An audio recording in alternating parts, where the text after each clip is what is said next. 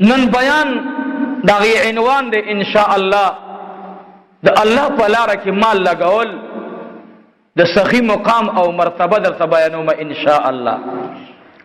زمن کے دا مساجدو دا تعمیر متعلق خبر در تکوم او دا پا دی وجبان دے چی زمنگا موجودہ یو مسجد روان دے داغی تعمیر روان دے او انشاءاللہ دا بڑنبے جماعت او اخیری جماعت نوی دا بڑنبے وی اور پسی با انشاءاللہ دویم او دریم دا زمان ارمان دے چا اللہ جل جلالہو زمان دنیا کی دا مساجد و کار قبول کی. بس دا میرے لوی ارمان دے مساجد دا دا اللہ جل جلالہو کورون دی دا دا اللہ جل جلالہو دا عبادت زین دی. اللہ دی مساجد متعلق حکم فرمائی کہ مساجد زما دی پا مساجدو کی دا بوت عبادت نہیں دا غیر اللہ عبادت نہیں مساجدو کی دا اللہ عبادت وی. نو خدای پاک دی زمانگا استاذ ہے نا مساجد قبول کی مدارس ترانا اللہ قبول کی اور رب العالمین مدی مال پا جہاد کی قبول کی اللہ مدی مال پا دعوت الاللہ کی قبول کی مال مدی اللہ پا علماء و طلباء و مدارس باندے قبول کی. نفرت مکوئی حسد مکوئی حسد اعمال دا پارا تبعیدہ ہر انسان بانے خگومان کوئی ویا خدای زمانہ دا دی بندنا اللہ دیر کارو آغست لے کی اللہ دا بندہ خدای قبول کی دا طالب میں اللہ قبول کی دا معلم میں اللہ قبول کی دا خادم میں اللہ قبول کی اللہ دا زمان سر تعلق لرون کے مسلمان اللہ دا اولیاء و سردار و گرزے ہر چاہتا داس دعا کول پکار دی دو خدای پر رحمت بانی خپل تنگ نظری مغرزوی چی بس زبا دسر بوزدلی حکم دسر با کینہ و ساتم دسر با حسد و ساتم مالا با عزت ملوشی خدای کے پستر کو بانی عزت و گورے. صحابو پخپل منس کی متعلق دا صحابو اللہ فرمائی کالا چستا ملگرو دا ایمان اظہارو کو نڑنبے صفت پا دا غصے راگے پا کافر باندی بے غصہ استلا اشداء علی الکفار او دویم مظاہرے دا خپل منس کے دا منی او محبت سنگا اکڑا دا ایمان دا روڑونا بعد پا یو بل باندی دا سے قربانی دل لکا سکد یو مور بچی چی سرا رحماء بینہم دی دوارو اعمالو جو دی پا بدن کے انقلاب راوستو نظاہر تے اگور تراہم رکعن سجدن یبتغون فضلا من اللہ ورضوانا ظاہر بدن باقیدہ جدا شو وید عمر رضی اللہ عنہ مختی ازلی سردار کونین اولی دل ما تا اکثر مرگری ہوئی ویا رستا بیان کی خام خاد عمر سے سواقع رازی عمر رضی اللہ عنہ رہتا صحابہ ٹول رہتا گران دی واللہ العظیم صحابہ ٹول رہتا گران دی ٹول صحابہ قسم دے دا حضور پاک دا بدن نا چار چاپیرا نا ستوری دی لکہ سپگمئی نا چی چار چاپیرا ستوری زلیگی دارنگی میں دا حضور پاک صحابہ زلیدن کی ستوری دی او دا دنیا ستورے دا ورس پراتلو سرا رنای ختم شي به نګوري سره او د پیغمبر د صحابه ورنا اول نه تر قیامت پورې بدارنا موجوده وي ټول وي الحمدلله. خود عمر رضی الله عنه شان عجیب شان دی عجیب شان الله ور کړی. یو ځل حضور پاک ورته قتل دا تراهم رکعا سجدا يبتغون فضلا من الله ورضوانا سيماهم فی وجوہہم من اثر السجود. رب کعبہ میں فرمائی اے نبی صلی اللہ علیہ وسلم اگر خلق چستا خلاف ترے پلاس کے وا اگر خلق چستا خلاف دا بدر میدان ترال اگر خلق چستا خلاف چی دو خود میدان ترال اگر خلق چستا خلاف د دنیا گٹ گٹ تا حفشی تا ورسیدل خو اگر مخالفینو چی کلد ایمان اظہار اکڑلو کلی چی پتا باند ایمان روڑلو نو اے زما محبوبا اڑان دیتا د بدر میدان کی مخونلی دلیو اے محبوبا تا د احد میدان کی مخونلی دلیو و محبوبہ اس زمان دی صحابہ استاد ملگرم خنو تا اگورا في وجوههم من اثر السجود. اسی مخت گورا، اسی تندی تا گورا، اسی جبی تا گورا، اسی شنڈ تا گورا، اسی بدن تا گورا، اسی ظاہر تا گورا. سمرہ تبدیلی پا کیا راغلا. یو ځل عمر رضی اللہ تعالی عنہ مخامخ ناس دے. عمر رضی اللہ تعالی عنہ کی یو صفتو چکل بید اللہ پلار کی مال ورکڑلو سخاب اوکڑلا عجیب کیفیت بے مخ کی زلی دلو خوشالبو. صدقی سره د خدای شان دی چې سړی صدقه ورکړي ډېر خوشاله الله دې مونږ کې دا صفت راولي. صدقو باندې خوشحالي کوي. خدای شکر دی چې مال دې زما قبول کو. دا د الله رحم وي، د الله کرم وي. خدای دې د هغې چا مال قبول کی چې الله ته قبول دي. د الله محبوبین بندگان. عمر رضی الله عنه یو ځل صدقه ورکړه او چې جمعه ته راغی نو حضور پاک چې ولیدل نو د عمر صاحب د مخ کې تجلی ښکاره کېدله. خوشاله خوشاله، روخانه روخانه، میناناک میناناک، د ډیرو انواراتو نه ډک مخ ته مې چې محبوب مبارک ولیدل نو حضور پاک صلی الله علیه وسلم تبسم وکړو، بې ځمکې ته ولیدل، بې د عمر صاحب مخ ته ولیدل. وی فرمایل الحمدلله. ټول وی الحمدلله. سرداری کونین میں د عمر رضی اللہ تعالی عنہ مخیتان اشارہ کی اے عمر ابن الخطاب آرانیز دیشا. عمر سے مخی تراغے سترگی مبارکی دو حضور سر لگو لینا دا ادب دا وجنا دا محبت دا وجنا. حضور پاک و تو فرمائل اے زمان ملگریا ما تبر اگورا. عمر صاحب دا مبارک سترگی برکڑلے دسترگو نے احساس کی لاڑل. سرداری کونین میں وطعو فرمائل و عمرہ ننستا پا مخیزہو بہو سورت موسیٰ علیہ السلام گورما. اے زمان عمر ابن الخطاب ننستا پا مخیزہو بہو سورت موسیٰ علیہ السلام گور. اے عمر کم عمل دکڑے دے، اے عمر کم یو عمل دکڑے دے ننستا پا مخ کے زمخد موسیٰ علیہ السلام گورما. فداک ابی و امی یا رسول اللہ. محبت سر جواب راکی صلی اللہ علیہ وآلہ وسلم. اے دا اللہ حبیبا ستا پا مخ مبارک کی ز خوشحالی گورما تپ سبان دے خوشحالی. و اے عمر ابن الخطاب ستا نوران دی جبرائیل علیہ السلام راگے راتے او فرمائل کہ تا تا مخامخ مجلس کی سگناستے اللہ پا دی شخص باندی سلام آئے. اے عمر ابن الخطاب کم یو عمل دکڑے دے چھ اللہ سارت لو سرا جبرائیل علیہ السلام را لیگی تا کم یو عمل دکڑے. اگے اور تو فرمائل محبوبہ را روانم تانے ذکر نپٹوم چھ تا تاسم خکارا شو.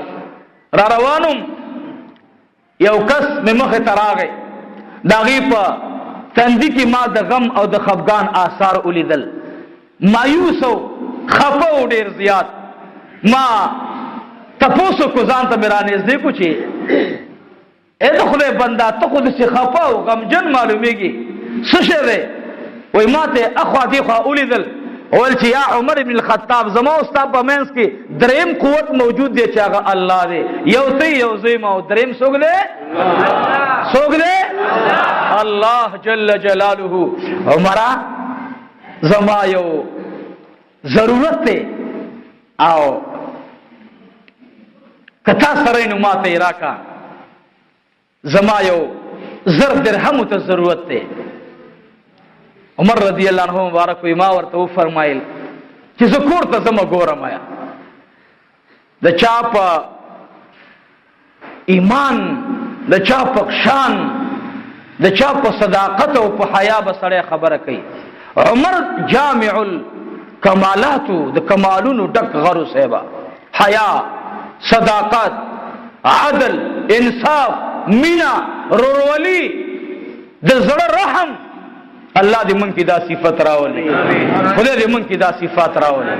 زه لاړم محبوبه، کله چې کور ته لاړم ما د کور والانه تپوس وکړو چې اے بی بی کور کې څه شته که نه؟ ما ته وفرمایل اے عمر ابن الخطاب هشته دی نه.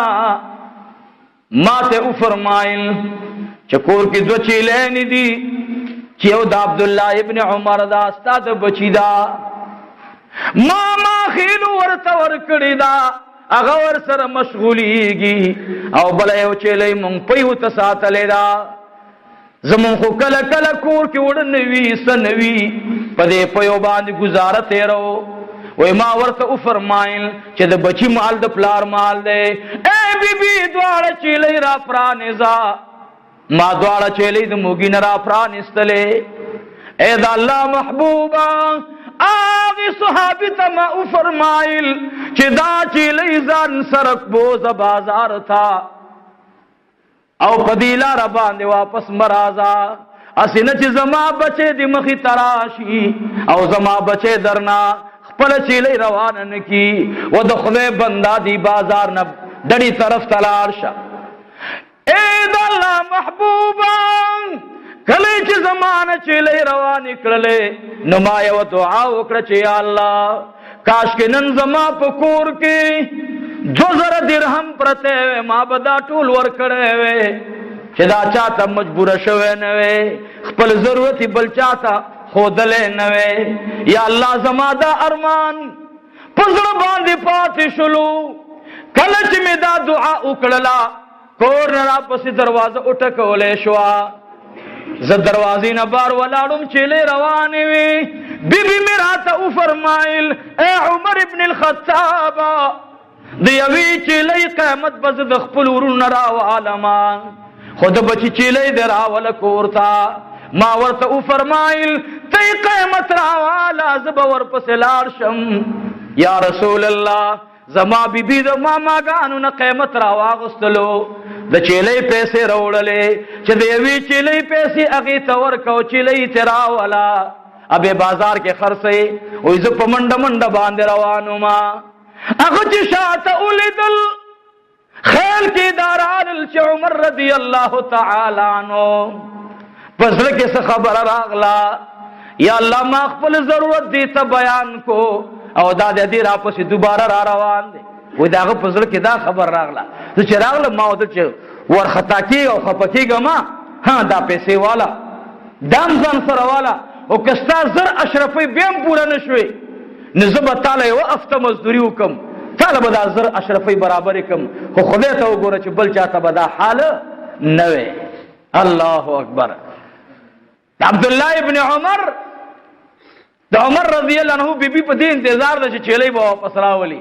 هغه تش راغی. بی ورته وفرمایل تا د بچي چیلې را نه واسته؟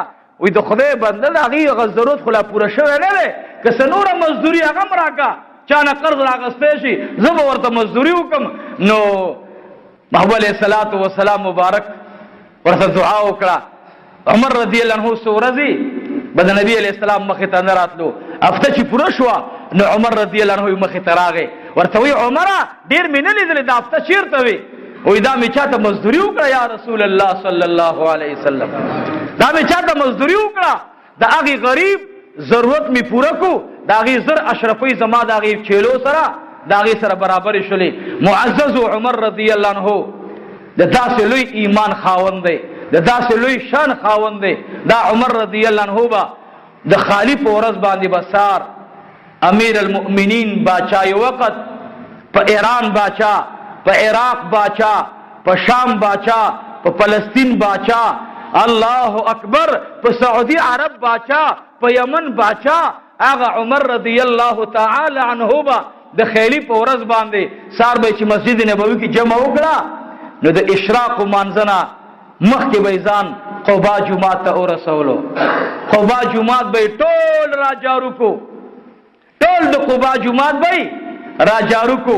چې جماعت به صفا شو، عمر رضی الله تعالی عنہ بیا خپل لنګ هغه په ځان باندې راواچولو او ډایرک براغه کورتا به نور ضرورت د قوم پورا کول. یو ورځ عمر رضی الله تعالی عنہ بیمارو،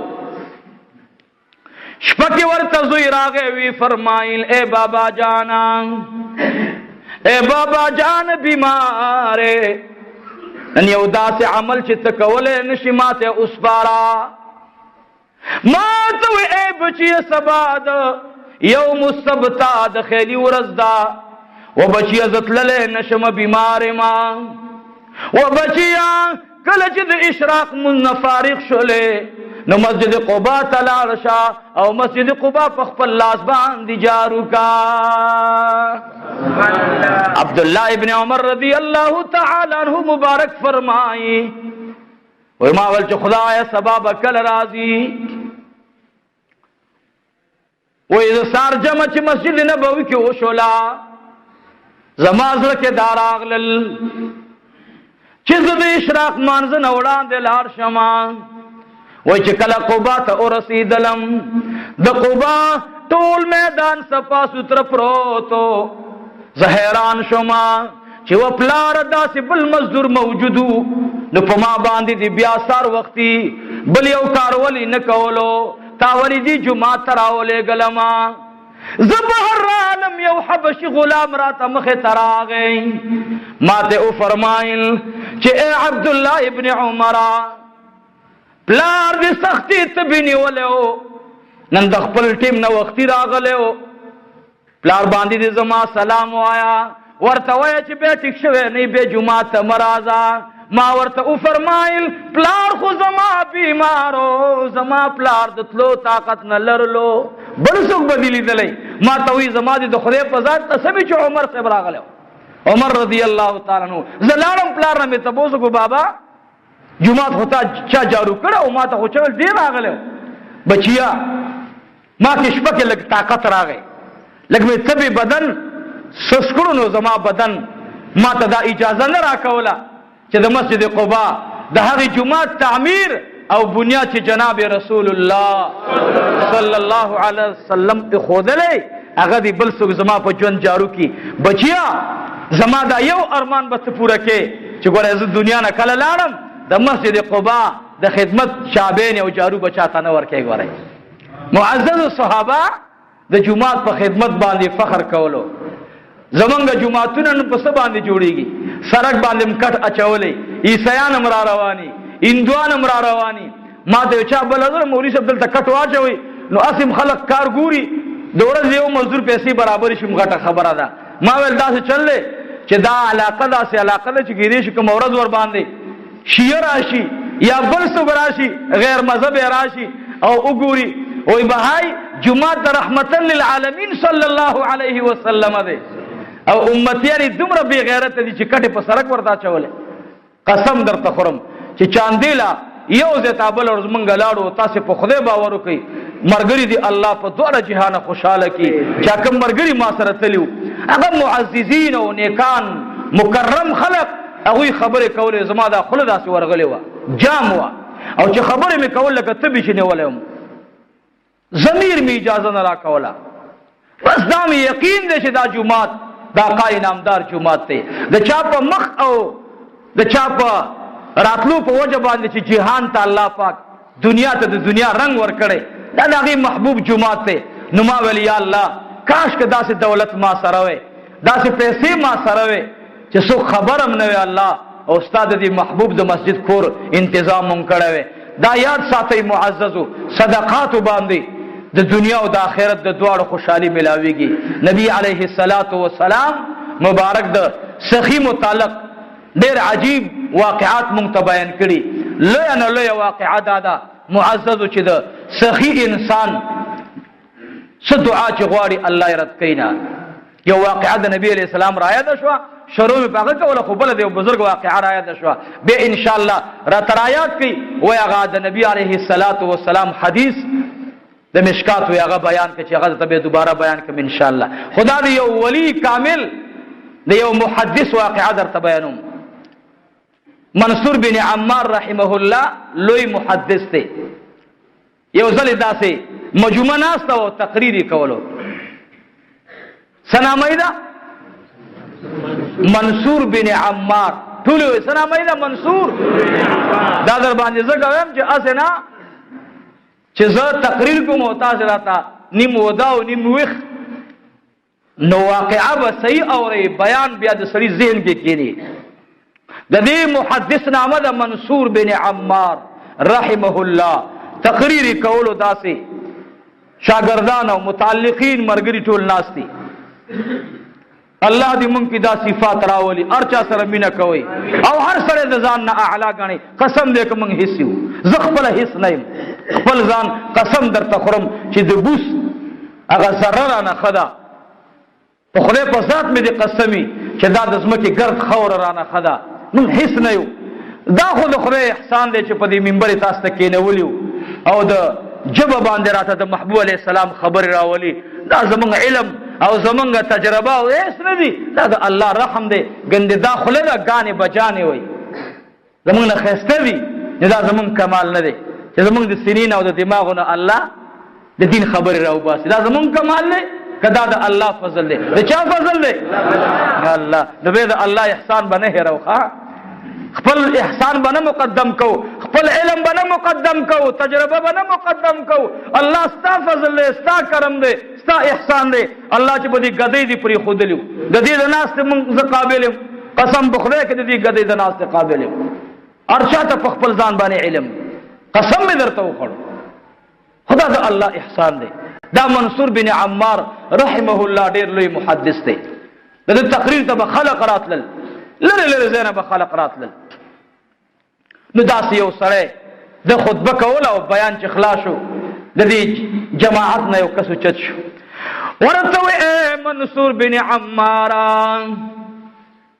اے محدث کبیرا، زما غریبی دا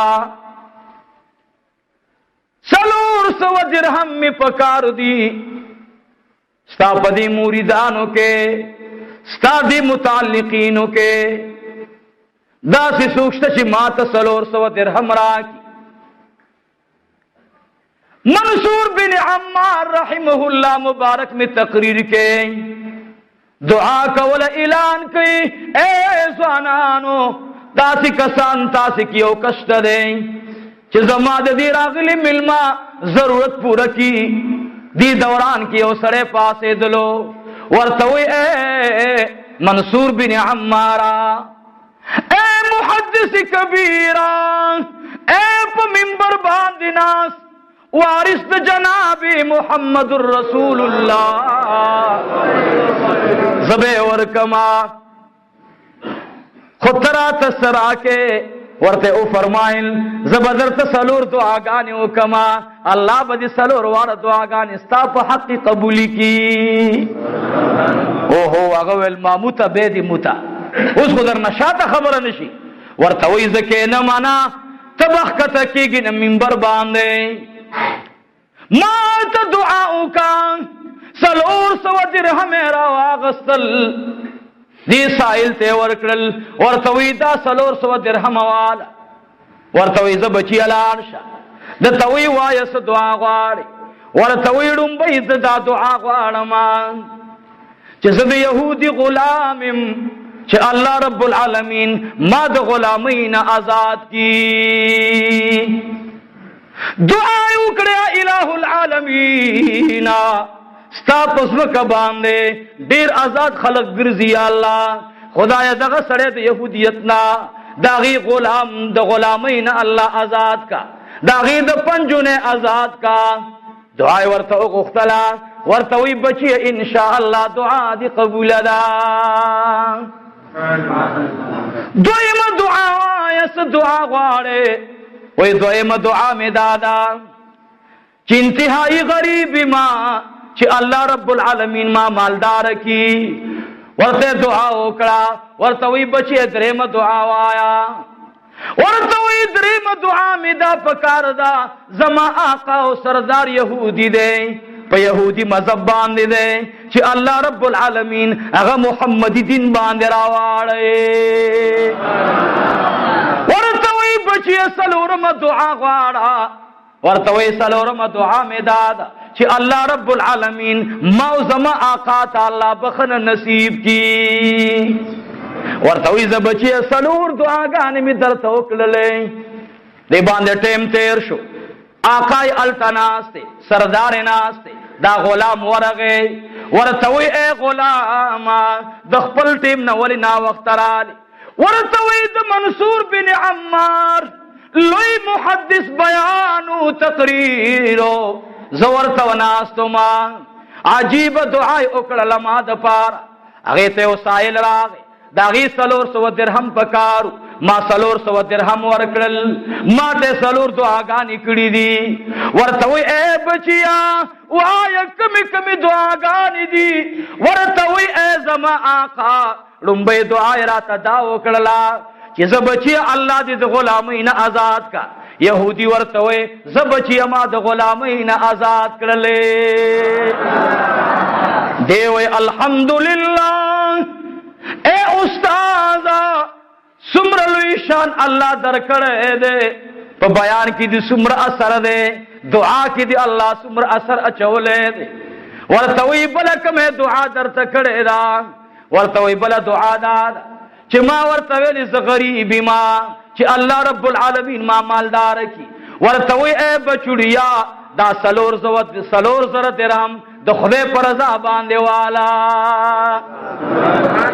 سلور سوا التلار سو ملو شو سو زرا سلور زر درہم ملاو شو سلور زر درہم پاگا وقت کی بلا سیزو ورتوی بچیا دریم ازلکم دعا کروا دیزان سر وزگوری چی اللہ دریم دعا خود بس کارا کومای ورت دا ولی دعا دا عالم دعا دا علماء دعا اللہ نرد کی خواہ خودے دی دا علماء دا ازار نمانگو تاسی وسا علماء ازار نکی او کم عالم چی خیرے کی داغی خورین بے برکت زی دی وجنا تاسو دا خبره بار بار کوم چې د هر مسلمان خې خبره ما تر رسوي بد مکوي یو غیبت تی جوړیږي بهتان دی بل سړی نفرت پیدا کیږي نو خبره خدا د هر چا خبره کوي تاسو ته الله لس نه کوي درکې هغه ما پسې بد رد ویلې ته وایا هغه تاسو پسې داسې خسته کلمات صادر کړل نو زما هغه ته دعا وکم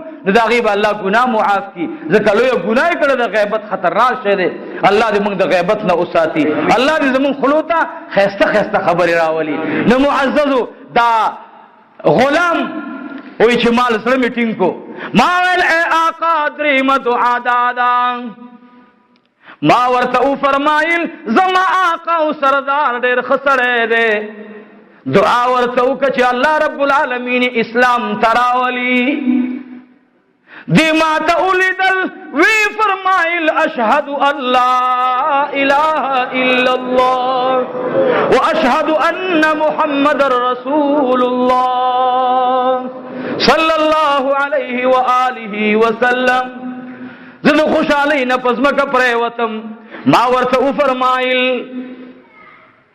اے بچڑیا پاس جاڑما سلورم دعائی صدا وی ما ورته فرمایل سلورم دعای دارا تکړوا چې الله رب العالمین زما استا بخنه نصیب کی دا یهودی پجړا شو ورته وی بچیا آزادی دل زما اختیار کیو ما آزاد کړلې غریب وی پیسې در سره نوی ما سلور زره درهم در کړلې تاویل ایمان د پاره می دعا کړې دا بچیا ما ایمان راوړلو د سلورم دعا تعلق د بل چا سره دی داغي خوخه دا کموتا بخي او کموتا نه بخي شپږی ورته خوب راغی دا يهودي چې نن مسلمان دی شپږی خوب ګوري یو شخص وسره لګي ورته وی پاسا درې کارونه ستا قدرت کیو آزادی دل د غلام دی آزاد کو سڑے غریب مالدار دکڑلو درم تا ایمان نو راوڑے ایمان دی راوڑلو اے زما بندا سلورم قدرت زما دے تمیم ابخلے ستا غلام من بخلے دے او منصور بن عمار تا اوایا کہ تمیم بخلے او ستا مجلس کی جسمرہ کسان ناستو ټول ما بخلی دی درې خبرې پکې راغلي یو خبره ستا د ایمان قبلېدل چې زما ایمان الله قبول کو دویم ستا صدقه قبلېدل صدقه دې قبول شوه نو الله ایمان در نصیب کړو او درېیمه خبره غټه دا وه چې منصور بن عمار ته ووایه ته خلقو ته د خیر خبرې کې د خیر بیانونه کې خلقو ته خلق ستا بیانونه اوري تقاریر اوري ستا په خبرو باندې د خلقو اصلاح کېږي نو اے منصور بن عماره الله جل جلاله تا تم بخنه نصیب کا او دا تاسو چې ان شاء الله زمونږ استاد دا ایمان دی چې ټول به جنت ته ځو ان شاء الله او ټول به جنت ته ځو ان شاء الله خدای استاد کور دی استاد په کور کې موږ استاد بندگان ناست یو الله په دې منبر باندې استاد او استاد جانان او استاد محبوب د عاشقانو بیان کیږي خدای د دین زینه مونږ ټول جنت ته ورسوي طالبان عالمان مدرسین قراء طلباء عوام او د دې ټول حاضرینو بیبیانی میندې او خويندې ورونه او پلارونه څومره چې د دوی خاندان دی الله ټول سره زمونږه په حوض کوثر کې رايوځي کې الله معززو د سخی انسان کمال داده 400 درهم الله ته ورکړل د یو غریب ضرورتي پوره کو يهودي له په الله ایمان نصیب کو غلام الله آزاد کو او غریب سره الله سکو مالدار کو او د الناس ګناګاران الله سکړل وای بخل ټوله معاف کړل نو یو کس د برکته الله جل جلاله ټوله مشکات یو حدیث ته وګد حدیث ته مختصر واقعي له بیانوم نبی علیہ الصلوۃ والسلام فرمایل جنت اته دروازې دي څو دروازې دي دا خو درته یاد دي لکه درته یاد دي چې ان شاء الله زوبه کنه په یو دروازه خو هم الله تعالی نه کی ډېر ګناګارو خو امتیان د جناب رسول الله صلی الله علیه و آله وسلم یو دروازې نامه ده باب الصدقه بابو صدقه هغه دروازې نوم دی باب الصدقه څوک چې دنیا کې صدقات ورکوي دې دروازې له به مخامخ شي وایي دې دروازه کې به 4 کسان په زوري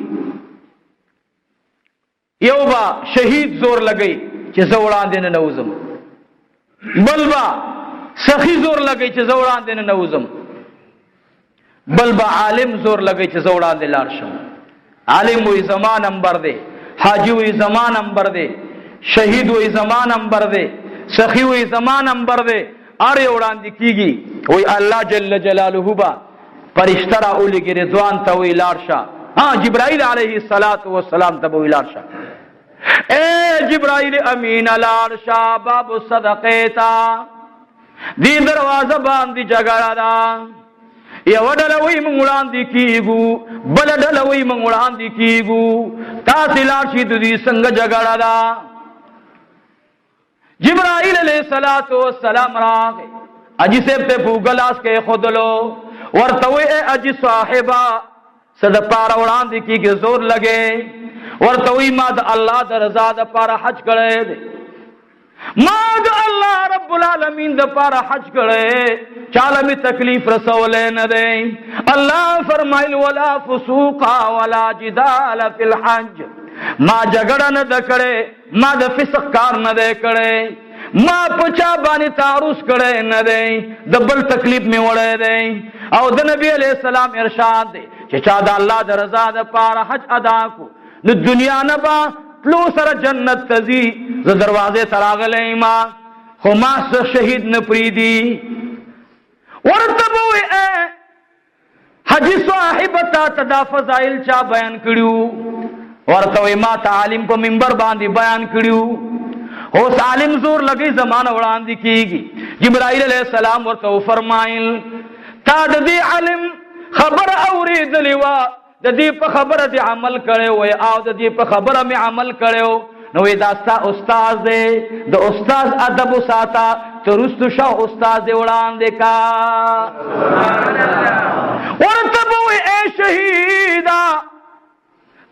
زور لګې د عالم نه وړاندې کیږي. ورته خبر ادا سدا چې دی مولانا صاحب تقریر کولو د شهید فضائل بیانول ذکر تلاړم ما تور راواغستلا د کافر میدان ته مقابله ته اوتلم د جنگ په میدان کې مخفل اونې نظرانه کړلې سر می نظرانه کړو الله رب العالمین شهید کړم اوس د ټولو نه وړاندې جنت ته زما. ورته وی دا فضائل دي چانه اوریدلیو وی دا مولانا صاحب منبر باندې تقریر کولو مشکات کې حدیث ته نبی علیہ السلام فرمایي ورته جبرائیل علیہ السلام فرمایل وشهیدا دا عالم ادب ساته زکه دا عالم په وجبانی ته شهادت ته برابر شو جنت تراله. اوس عالم د ځان نوړان د کته ور پسې شه سخی تراغه ته څنګه زور لګي او یاره جبس منګه مزګیو زور لګاو سم کړي دنیا کا الله قبول کړي نو ورته وی ښا تاسو نه پاره کړي وسخه او یاره ماته جمعه کې مولانا صاحب تقریر کولو بیان کولو صدقې کې داده چې په جنت کې او دروازه ده او داغه نامه ده باب الصدقه. باب الصدقه نو دا مې اوریدلیو نو معنا ان شاء الله په دنیا کې په صدقه کې څو وړاندې شوی نه دی. ما د الله په لار کې ډیر څه ورکړي نن زم انتظار کې ولاړم خو مولا صاحب زمانہ ګرم دی شهید زمانہ ګرم دی حجی زمانہ ګرم دی نو زب کې لاروستو ولاړم چې زمانہ نمبر بکله راځي. جبرائیل علیه الصلاۃ والسلام فرمای رضوان براشي الله جل جلاله رضوان تو رضوان العرش ورته وای اے سخی د عالم نه مشوروال عالم ورته وی یا جبرائیل امینا ټول خلق دي شاتوي دا سخی زمانہ وړاندې کا دا جنت ته داخل کا. ورته وی سخی اے مولانا صاحب دونه وړاندې شولي ما نم ځان وړاندې کا.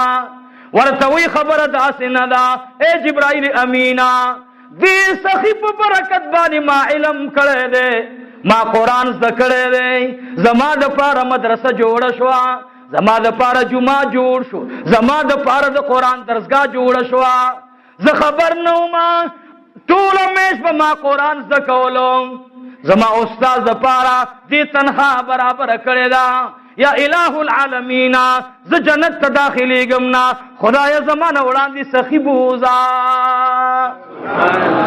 حدیث کې راځي نبی علیہ السلام فرمایي چې د ټولو نه وړاندې به جنت ته سخی ځي ان شاء الله. نو ځان کې سخا صفت راولئ.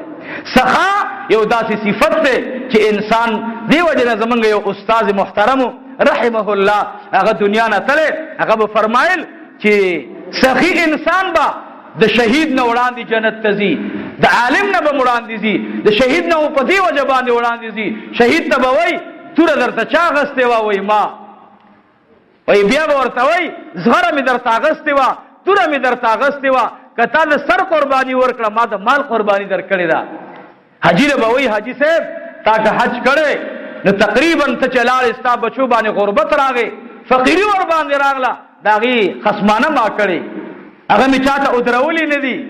عالم ته به وایي مولانا صاحب دا چې دا 115 فوټه جومات یې داسې راوګوت کو او 85 فوټ یې داسې بوتللو همدا به دې ویل انجینر صاحب پیتا خوابوزه اوس دا دومره لوی مسجد کې تا لګولي څه دي مولانا صاحب خبره دا کوه تا پکې څه لګولي نو دلته به زه صفر شم بیا قسم په خدای صفر به شم هېڅ مې نه دي لګولي هېڅ مې نه دي لګولي. الله ستا په منبر د مصطفی صلی الله علیه وسلم ناست دی خدایا دی جمعات کې الله زما پیسې قبول کړه خدایا قبلول ستا اختیار کې دي که ته کله وغواړې نو الله مالم راولې او قبول م ته کې الله.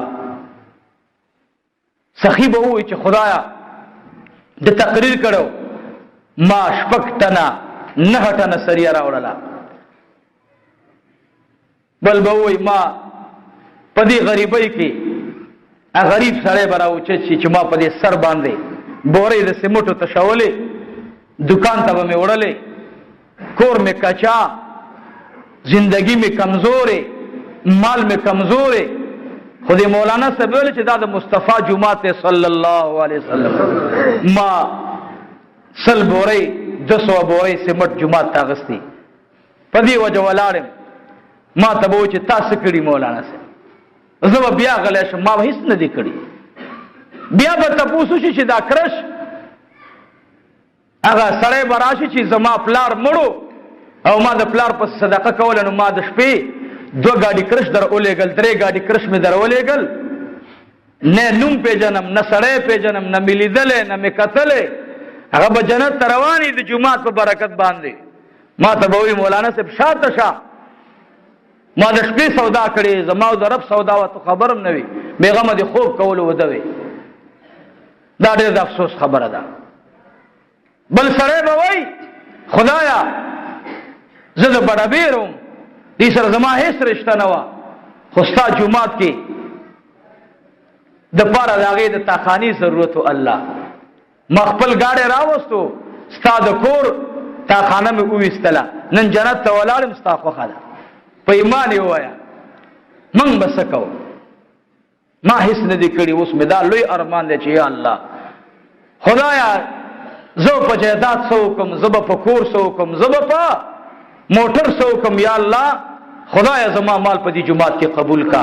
او بیا درته قسم خورم معززو چې دا جومات ډېر محبوب جومات دی، ډېر مقبول جومات دی، ډېر معزز جومات دی. هر ملګری پکې خدمت وکړي. موږ له دې الله د جوړولو توفیق را نصیب کړي چې تاسو ته چې راځئ اوس دام جومات دی څنګه پکې مونځ کوئ. خو یو خبره دا ده چې دا به د احنافو جومات وي، دې کې به د علماء دیوبند عقیده وي، او دې کې به د امام ابو حنیفه رحمت الله علیه د عقیدې او د تقلید صادر غوړېدلی، دې کې به انشاءالله بدعتي هم نه راځي، او دې له به خوارجو والا هم نه راځي، دې له به جبریو والا هم نه راځي، دې له به انشاءالله ټول څه راځي محمدیان به وي، او په محمدي دین باندې به احناف وي، حنفیان به وي انشاءالله. کم مولا چې په دې مسله باندې ودرېږي او هغه د امام ابو حنیفه مقلد نه وي او هغه د تصوف سره تعلق نه وي، دا یاد ساتئ هغه به زما شاګرد نه وي، هغه به زما نماینده نه وي، هغه به زما نه وروستو زما ګدی نشین نه وي، هغه به په یو چل را دننه شوی. خواکه زما بچی ولې نه وي؟ زما به هغه څوک بچی وي چې هغه په دې جومات باندې اول محمدي وي، دویم حنفي وي، او دریم دیوبندي وي. که په دې درې واړو کې نه، هغه به زما بچی نه وي، هغه به بیا د بلې عقیدې والا سړی وي. معززو دا مدرسه دا د عبدالله بن مسعود رضی الله تعالی عنهما مبارک دا غي د لاس مبارک بنیاد دی، دا د محبوب علیہ الصلوۃ والسلام جمعات دی. الله رب العالمین دی آباد کی تر قیامت پورې دی الله د دې جمعات نه خیر او برکت د دنیا ګډ ګډ ته ورسي. واخر دعوانا ان الحمد لله رب العالمین.